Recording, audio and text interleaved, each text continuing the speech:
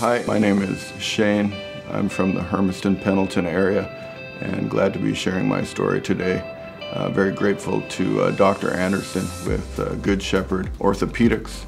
I just recently had my left knee replaced with the robotic system, and actually today is 2 months post-surgery, and it's nice to report that I'm walking up and down stairs. I'm on a bike already. I've been released to get on the treadmill, start jogging and hopefully running here in a little bit.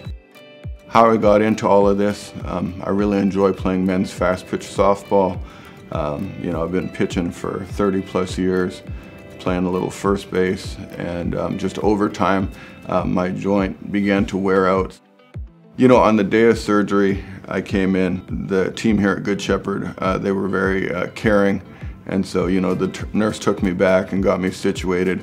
The anesthesiologist came back and explained that to me and just helped me be prepared for going into surgery. Dr. Anderson and the whole Good Shepherd team took really good care of me. I really look forward to having my knee completely healed up. My family knows that I want to play fast pitch softball, but I'm also looking to spend time with my children and grandchildren and be able to be active with them as well.